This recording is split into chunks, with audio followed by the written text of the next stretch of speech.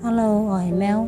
因為報讀咗唐卡繪畫實體課程，所以搭火車去台北上堂。中午我到達忠孝復興，落住大雨。我喺商場門口等咗一陣，之後我去附近一間素食餐廳食午餐，食完就返去上堂。老師係嚟自不丹嘅大堪布，我係插班生，所以先睇下同學嘅作品。老師忙住幫大家改畫，亦會喺白板上講解。老師為我安排咗堂上練習，呢次係我第一次學唐卡。首先學畫紋樣、葉子同雲紋。老師改完畫，叫我再練習。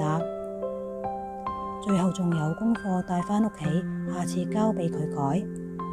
今日嘅影片就到呢度，下次上堂我會再拍新片。